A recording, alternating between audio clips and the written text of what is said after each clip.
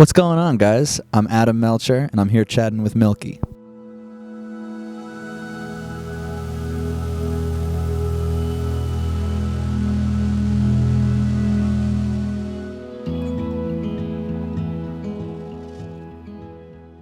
Well, what led me to pursuing music?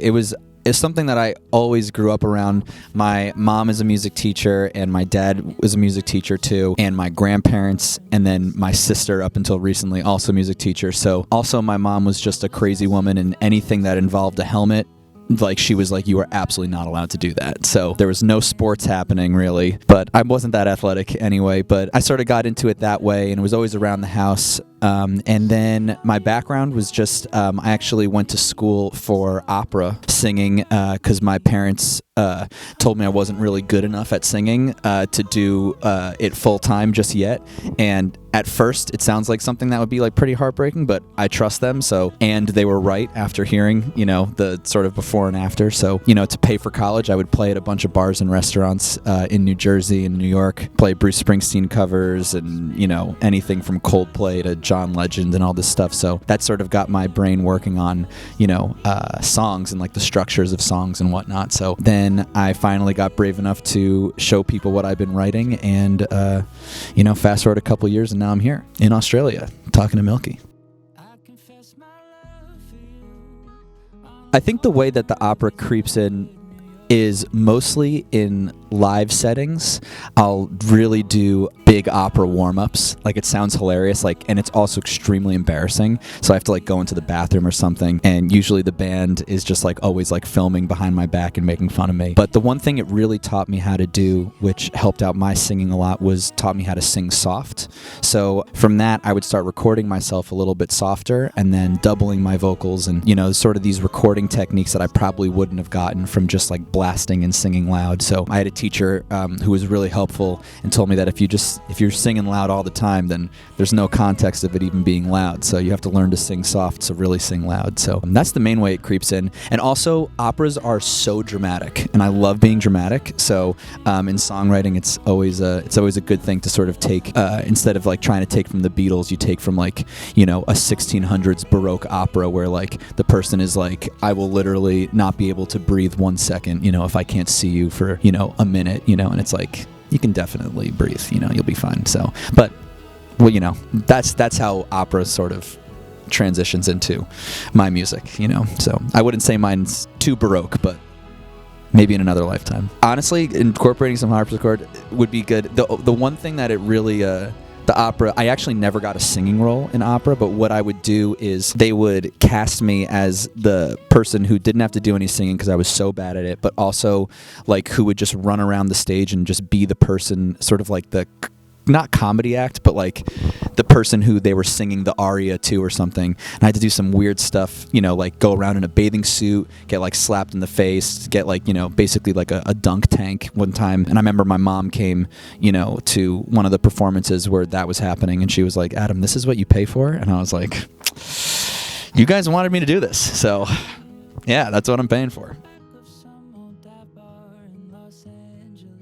It's basically, it didn't start as a concept album in any sorts. It was just sort of an album about my life, but it's sort of now, as I've lived with it, becoming this sort of kind of biography in a way of what I went through during the pandemic. I was in a long distance relationship, and it started and stopped so many times, and it's kind of the album, sort of the way that we structured it and wrote the songs is sort of in a way it's the revolving door, the forever, it starts out with a song called "I'm Afraid I Love You" and then ends with an apology song to myself, but then it sort of just starts again, and I think we all have been there, when something ends and it may be for the better, but you still miss it, and come back to it and whatnot. So it's just a cycle of loving and forgiveness, to yourself. And, the long distance part of it plays into the drama, I guess. A lot of the songs are sort of about that, and actually all the songs are about that. Yeah.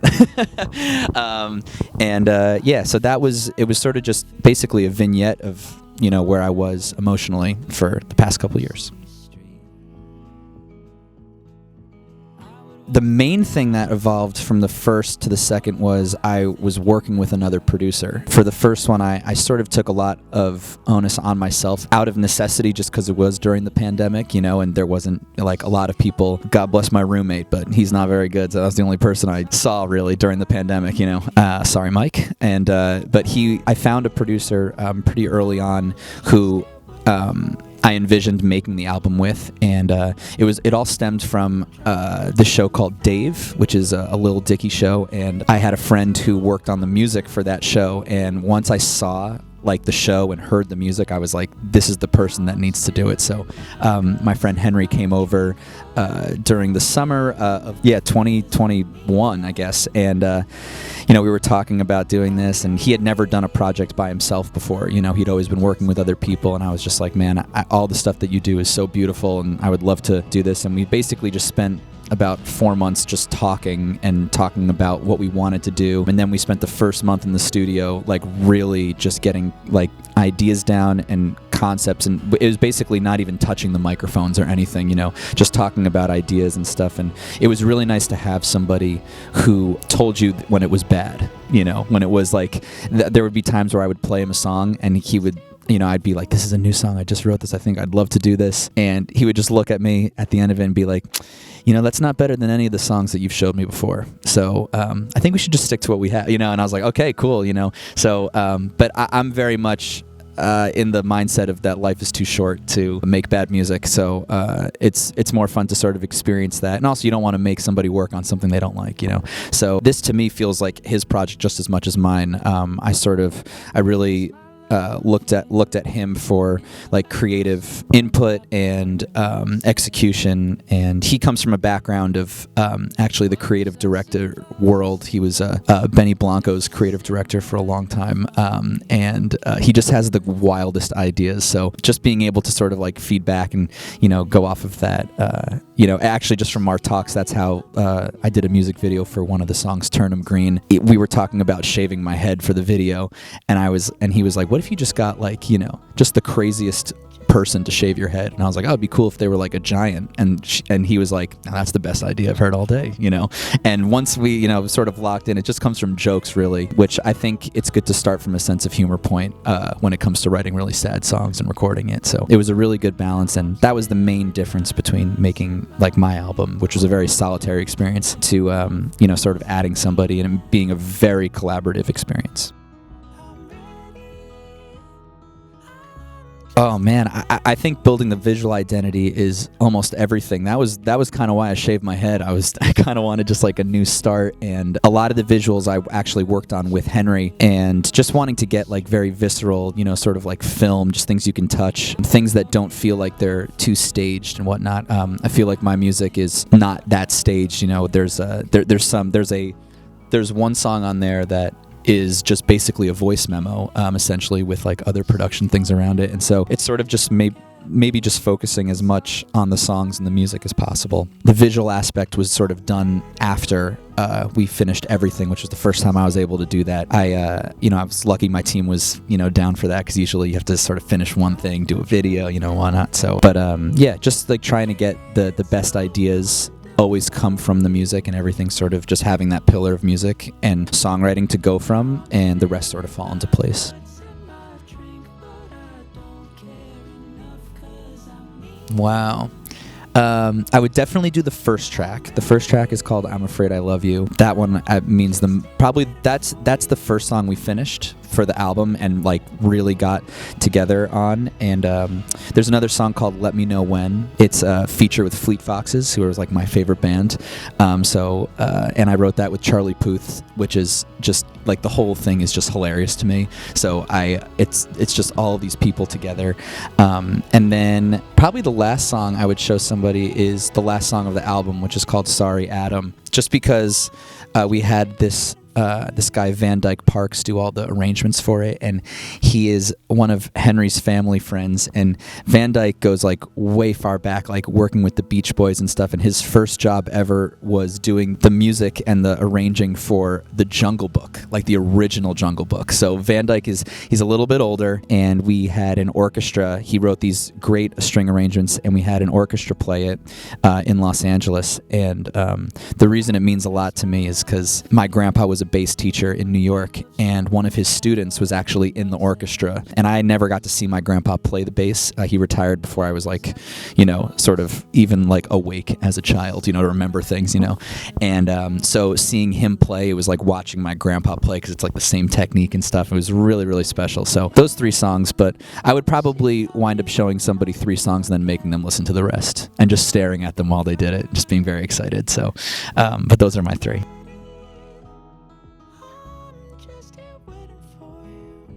Wow. Well, the lyrical motif that is sort of throughout is the references to England. So just because I was dating somebody who lived in England, and being, living in Los Angeles, I tried to fit as many English terms in as possible. We have a title of a song called Turnham Green, and the song called Rest of My Night, there's a reference to a place called Sainsbury's, which is like their supermarket, just like the regular, I don't know what the equivalent is in Australia, but in LA it's like the Ralph's, just like the regular, sort of thing there. And Angel Numbers sort of has this story about like Jimi Hendrix like releasing parrots like in London, and that's why there's like a lot of parrots there now, is because of basically just Jimi Hendrix, which is I think a myth, but I like to believe it to be true. But I definitely think that the song Let Me Know When, that one, the chorus gets stuck in my head all the time, and I'm really proud of that, just because the story of writing that with Charlie was like just a complete accident, and it was very early on in my LA experience, and I was like, oh man, I gotta just make this the best possible thing. So, and he's also just a genius, so it was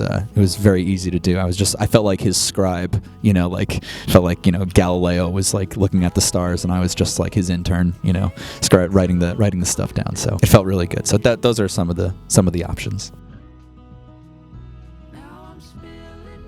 Some of my most memorable moments so far. Yesterday, I think I walked like 15 miles yesterday. I woke up around like 6 o'clock in the morning. I'm still a little jet lagged. And I walked to the Sydney Opera House, and I thought like it was closed because there was that little people there. So I went and hung out. I stood on the steps, and I was just like, oh, this is amazing. And then I went to the museum, and I ran into somebody that I had met before who had shot one of my shows in Vancouver, and she's just here on vacation. So we just spent the whole day walking around, and then we went outside, like back outside to the Sydney Opera House, and it was filled with people. I was like, oh man, this is like pretty wild. So it was cool seeing Sydney wake up, in a way, sort of seeing it sort of just on the cusp, and then like really like full of life. And the Botanic Gardens are beautiful, So and I did it all in these Doc Martens, so not the most comfortable, but you do what you got to do. Well, right now, while I'm in Australia, I've been doing solo stuff. So, but when I do my headline tour in North America next year, we're sort of trying to get our show to be set up like an old like jazz club, sort of setup where it's like just like a bass player, a drummer, very dark, and a trumpet player, and possibly a cello. So, trying to just get some like pretty strange elements, together and make it sort of fit that sort of like very intimate vibe, but just in like a club setting. So we'll see how it goes. Maybe I'll get some like really old crusty suits, and we'll get some jazz ghosts. Probably no fedoras for me. I'm not a hat person, but that's what they can expect, is just a lot of intimate songs and possibly some crying. Yeah, that's about it. It's basically my life in a nutshell. Intimate songs and crying. Spilling my guts in my drink, but I don't care enough, 'cause I mean it. I'm ready, I'm just here waiting for you. I confess my love for you on the corner of each numbered New York City street. I would walk the aisle for you, all the while thinking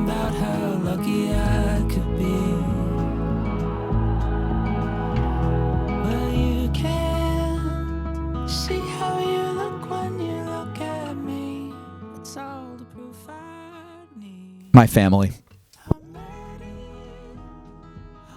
Adam Sandler.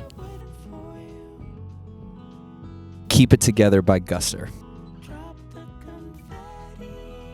Oh brother, where art thou? Don't burp into the mic. Miley Cyrus. Oh man, what is it? Maria Maria by Carlos Santana. Guster. That was, yeah, wow. Besides my own, it's hard to think. John Mayer at Madison Square Garden. Phrenology by The Roots. Spice Girl, 100%. Probably Sweaty Spice. I love Johnny Skiki. Johnny Skiki is a 53-minute opera, so it's like very tangible, and it's like it's a comedic opera.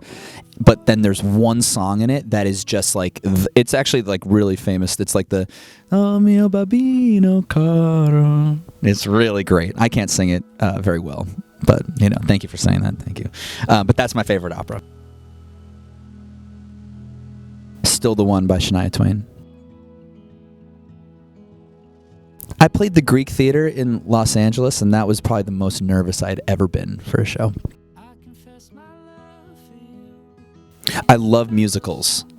I'm like big into Sondheim right now, so very proudly listening to him and trying to show my friends, and they're like, this is not for me. Mozart. I don't know. It depends. Pay your taxes more on time and enjoy yourself.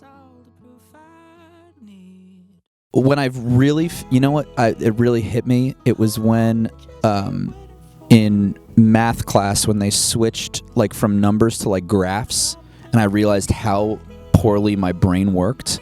And I was like, music is the only thing that makes sense to me. So like my IQ being low, I have to make this work, So that's what I sort of still think of to this day.